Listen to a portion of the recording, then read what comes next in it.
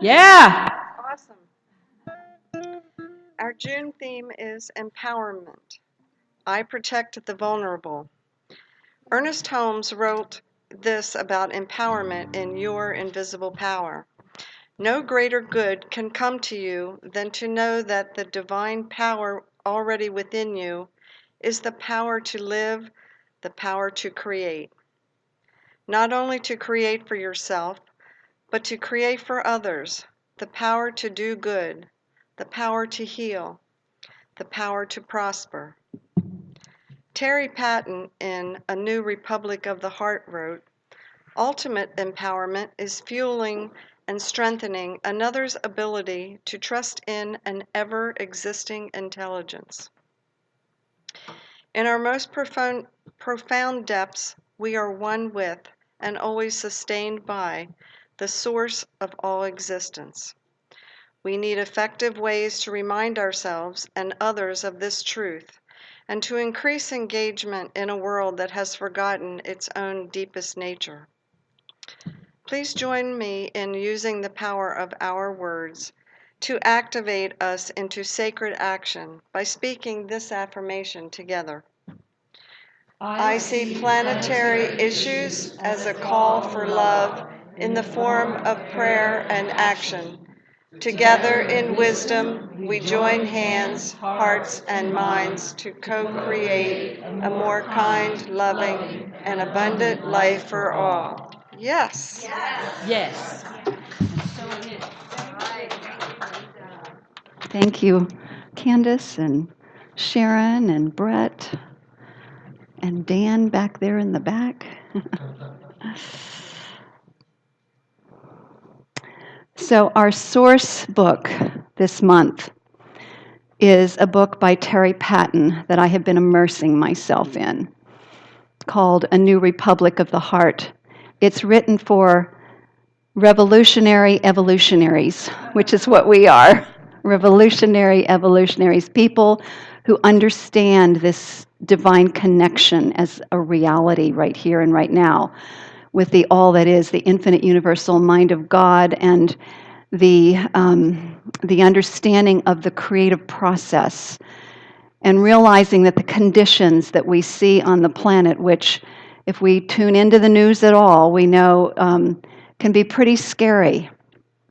And yet, because we know in the depths of our hearts that the design of this universe is one in which contrast gives birth to new ideas, new levels of consciousness, we also have this greater evolutionary perspective that sometimes it takes crises for people to wake up and to grow, and then to come up with innovations and creative solutions.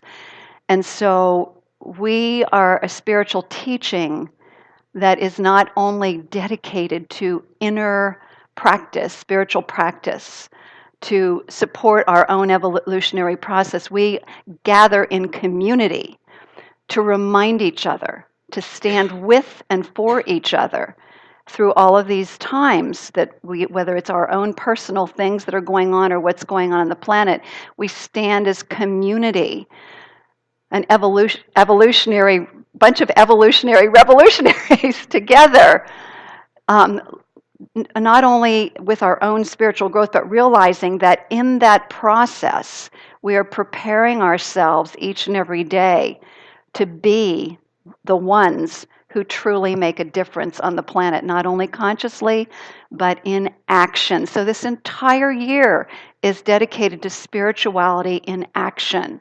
Spirituality in action. So back to Terry Patton's book, which is so inspiring.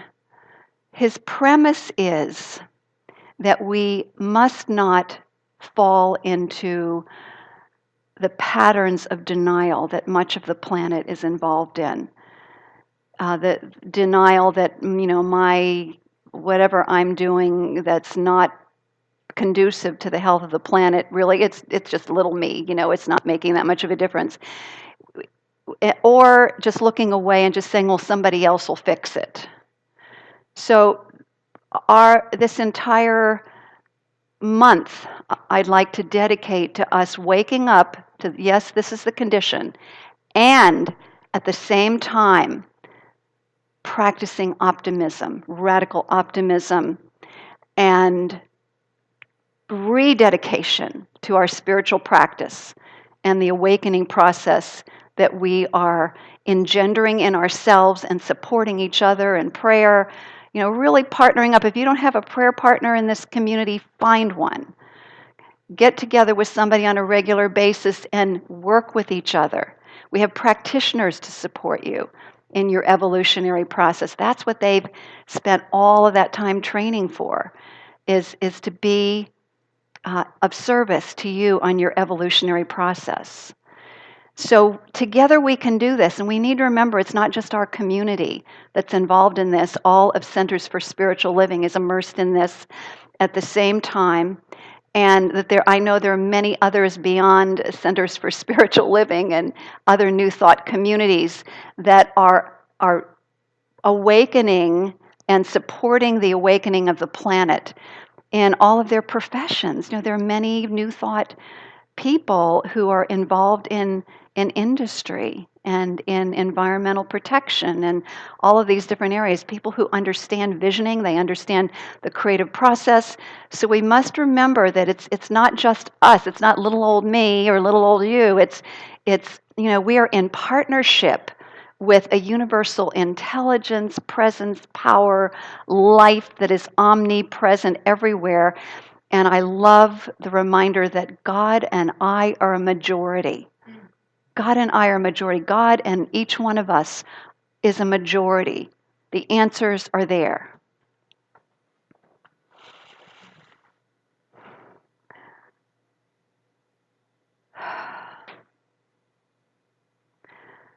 I'm going to get recentered here for a second. So, this idea of community. Terry Patton explains that community is really, and we've heard this before, it's actually on it's a quote that's around our tree of life back there with the handprints, that the next Buddha, the next Christ, the coming of the next Buddha and the next Christ is community. It's community. It's people growing consciously together and working toward inspired action. I'm reminded of the story of the Good Samaritan. And think of what would have happened if the Good Samaritan had seen the injured person and had offered a spiritual mind treatment, which is lovely, to the injured person, and then had just left. So the message that I'm trying to convey here is, yes, we do our inner work. We become the practical mystics. And we listen deeply for what is ours to do, just as the Good Samaritan did. He took action and cared for the person who was injured. So this Samaritan energy, spirituality in action, this taking radical action to ensure the well-being of others, whether it's feeding the hungry, sheltering those who are homeless, clothing those who are naked, or taking radical action to clean up our planet. It could be something as simple as keeping your neighborhood clean, whatever it is, or participating in neighborhood cleanups, or contributing. I actually looked online at what had been brought to our attention about the plastic bracelets that are being. Oh, Candace has one on. All right. When you make a contribution to these two young men who put together an organization, I don't remember the name of the organization, do you? Four Oceans, with a number of four and oceans. When I looked at their YouTube last night, and I was just blown away about what I learned about what's happening in our ocean with this distribution of the plastics, the implications that it has on our oceans, and that there are young people who are taking action to do something about it. So by contributing to an organization like this, wearing, and I haven't gotten mine yet, but I will, these organizations that we can make a difference.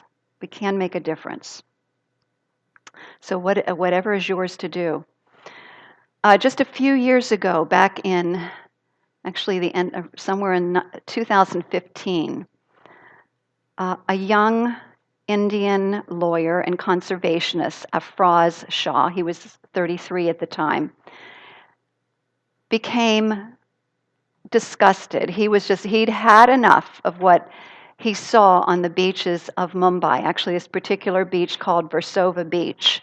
And I don't know how many of you remember, but when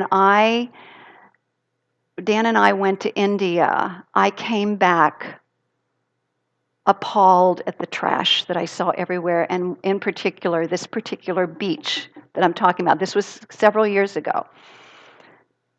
The beach, before he started organizing a beach cleanup, was about 5.5 feet high with plastic garbage and other kind of filth. That's taller than some of the people in this room, right? Yeah, right. Taller. Lori's raising her hand. Yes. Right. So you could literally step in there and drown in plastic. It was not only on the beach, it was in the water. And I remember when I looked out over it, when our bus went by, or however the car, whatever we were in at the time, I was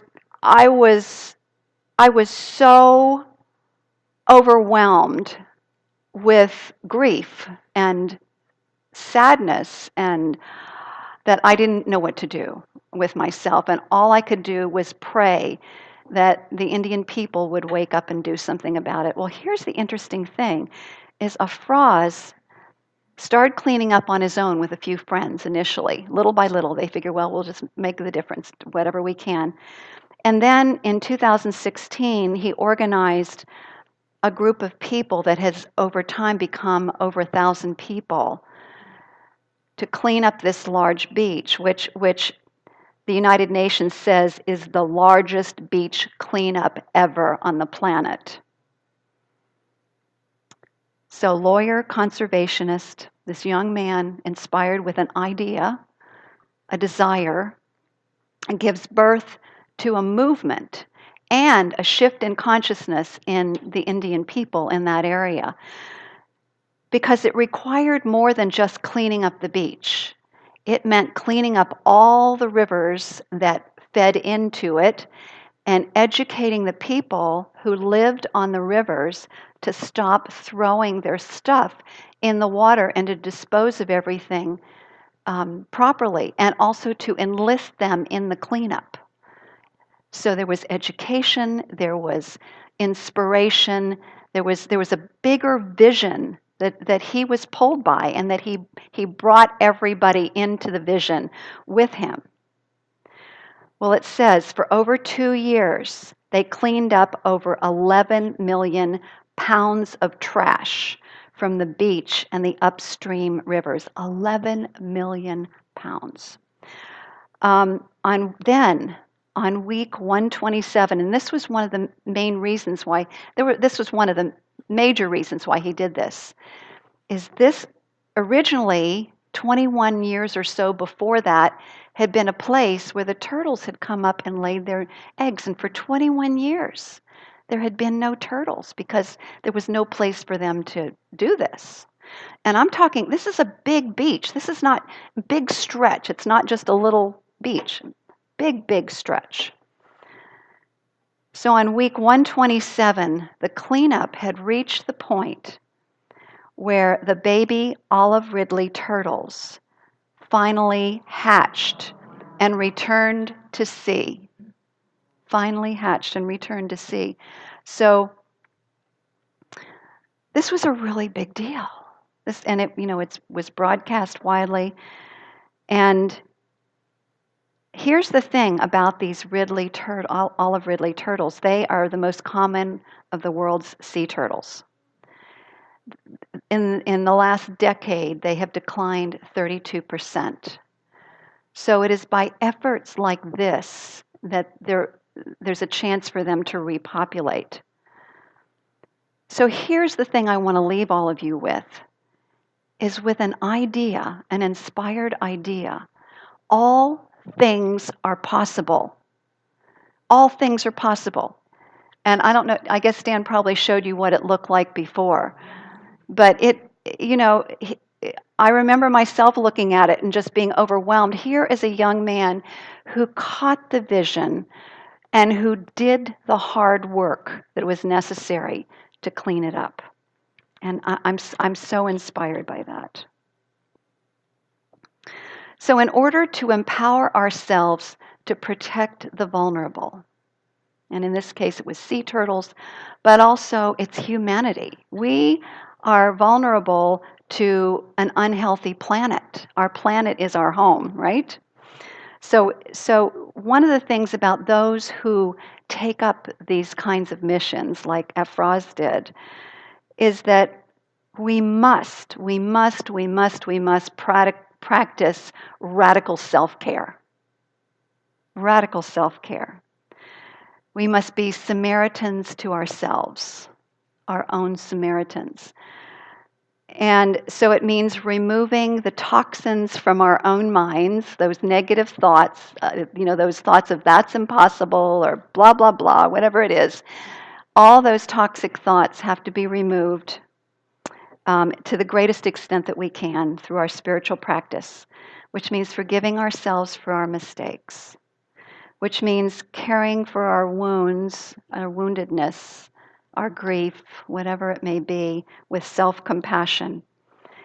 And what I'm going to be talking about in a few minutes is practicing curiosity instead of condemnation. Curiosity, I wonder what caused this. I wonder what I can do about it. It's staying in a place of openness, curiosity, not condemnation, not judgment. So if we practice all of this, then we can be prepared for whatever comes up in our lives, individually or as a planet. We have prepared ourselves in consciousness. We can rely on each other as spiritual community to buoy us up in whatever project that we're working on.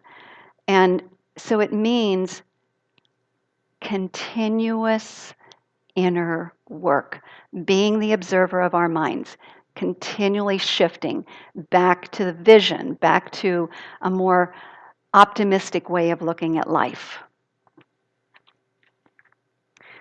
And all of this requires trust in something greater than ourselves. So empowerment then is rooted in trust, and it can be manifested only if we plant the seeds of trust, if we nurture the seeds of trust. So trust must be sown like a seed. We cultivate trust our spiritual mind treatment cultivates trust, the form of prayer that we use, where we remind ourselves that God is all there is. God is the presence of infinite possibility and potentiality. And that universal mind of God is my mind. We're fully connected with the source of all that is, right here in the center of our being. We have access to ideas in the mind of God to meet every condition that's on the planet. And we open ourselves and allow those ideas to move in us, through us, and as us into right action. I give thanks for this truth. I release it into the universal law of mind, and so it is. So our form of prayer builds trust in something greater than ourselves to come up with the solutions. It is also an understanding that we are in this together, and that we shall triumph. We shall triumph. It means that we move, as Terry Patton says, from seeker to practitioner. From seeker to practitioner. Because he says, think about this. Seekers are looking for something they don't have. The act of seeking itself presumes an underlying lack or disconnection. And there is an assumed problem and an assumed separation from source, which seekers imagine is elsewhere or out there somewhere. And paradoxically, then, in order for all that we desire to be found, we must let go of seeking. Seeking must come to an end. That's old style, people. We are here now, connected with the one source, the one presence, the one life. We don't need to seek anymore. All we need to do is turn within, and all that we need or desire is right there. So it's a shift from lack to infinite possibility in the underlying reality. Seeking's not necessary. It's a practice that is eliminating the urge to get something or to go somewhere to get our good, and instead live in the here and now, knowing that everything that we need is right here and now. It's a practice of knowing the truth that health, wholeness, prosperous living, and fulfillment is ours now. It's a whole different mindset. It's a whole different paradigm from the way that most of humanity lives. We are the revolutionary evolutionaries in consciousness. We are living on the leading edge of human thought.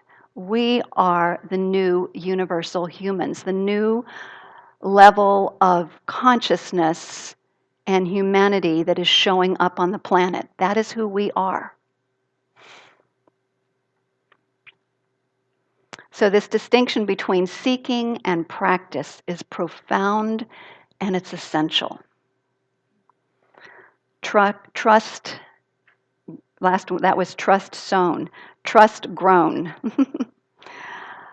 I'd like you to imagine, and I know many of us still love to do this, to pick a dandelion after it's turned to seed and to blow it and watch, all of the little florets, blow in the wind and disperse somewhere. These analogies of what happens in nature inform us as to how things work in our own minds. Think about it. When things look like they're falling apart, what's happening is it's allowing some space in our own consciousness for the new to be born.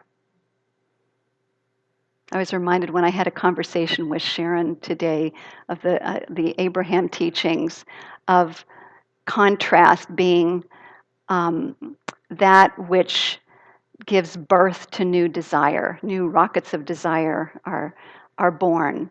And then it is up to us to get into that stream of oneness and consciousness and universal mind that carries us forward with new ideas.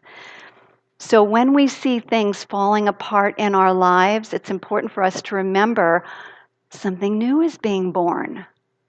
I wonder what that is. I'd love to participate in that.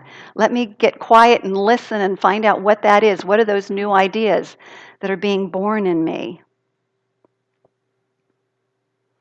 Emerson says, "Nothing divine dies. All good is eternally reproductive.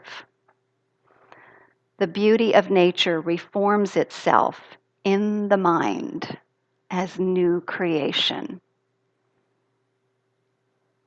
So trust in ourselves and our capacities grow every time we allow the breakdown to be what it is and to allow the new ideas to arise in us and then to take action on them. In A New Republic of the Heart, Terry asks us to stay open to new ideas. He calls this epistemic humility, the willingness to let go of ideas that don't serve us and the willingness to be present to the unknown, the potential and the possibility in the unknown. My third talking point is trust known. So I've gone trust sown, trust grown. Now it's trust known. It's the manifestation of that. And the way that that works is to understand that our ongoing work is to be honest. Empowerment hinges on honesty. Honesty with ourselves, honesty with each other. And it's a willing to notice and to challenge our beliefs. One of the things that Terry Patton brings forth is that we must learn to listen to people who have different opinions from us. We must realize that in all the different opinions and all the different political perspectives that that there's some truth. It's important that we get into conversation with each other and find out where we might be stuck in limited thinking, and helping each other so we can move beyond that. So empowerment is a willingness to notice and challenge our beliefs. Holmes, in fact, in his book called It's Up to You, said one of the greatest stumbling blocks in any man's spiritual advancement is dishonesty. The refusal to honestly face an idea if that idea happens not to please him or her. Confronted with an idea that repudiates one that we've held for years. You know how we can just get stuck in our belief, this is the way it is, and we're not going to move because that's the way it's always been. And that's what gets us in trouble. It's actually a form of dishonesty and an unwillingness to look at the impact of that particular belief on our lives and maybe even on our planet. He says there's a cry of, I don't like to believe that. That's what gets in our way. Terry Patton says if a new republic of the heart is coming into being, it is taking the form of an insistent impulse to choose integrity, choose to be honest with ourselves and each other to serve the health of the whole. So if we can't be honest with ourselves and each other about the condition of our planet, the condition of our human relationships, and the false beliefs that keep them going, then we can't evolve in consciousness to be the solution that we wish to seek, that we wish would come in to fix the problems, to give rise to new solutions is what I'm trying to say. So we must be honest with ourselves and with what we believe. Einstein reminds us you can't solve a problem at the same consciousness that created it. We must grow in consciousness. We must up-level ourselves. So in other words, I'm going to make this really personal. I must be curious, and this is curiosity again rather than condemnation. I must be curious as to why I repeat certain patterns. I must be curious as to why I have the triggers that I have, why I get upset about little things. I must look at what's the root of that, or why I get so easily offended. Curiosity rooted in self-honesty reveals beliefs to us that don't serve us and gives us a chance to move in a new direction, to choose a higher thought. So every time I practice curiosity and self-honesty about my behaviors and my thoughts rather than condemnation, my trust in the divine and in the divine of my own being increases, and I become more empowered to make a difference. So how can we cultivate an empowered consciousness that truly protects the most vulnerable? It begins within. Radical self-care, and that means continually being willing to look at our inner world and our behaviors. Strengthening our trust is in an ever-existing intelligence within is what it's all about. That's truly what it's all about. A source of all wisdom. It's a movement from dualistic thinking, dualism, good, bad, right, wrong, into wholeness, a consciousness of wholeness. How can we get together and resolve what's going on? How can we together practice honesty and curiosity and look for solutions? Then again, not only do we stand in our own power as individuals, we stand in our power as humanity, as community, as humanity, and we are able to truly make a noticeable, viable, and powerful difference. So I love all of you so much. You have no idea. I'm so grateful that I'm in community with all of you. I know I'm the tears are running. A big heart right here in the front row. I'm so grateful for all of you, and I just know I want all of you to stand with me in optimism and in taking responsibility for our own consciousness and supporting each other, because truly together we can make a difference. So let's just affirm that with a vibrant yes, and so it is.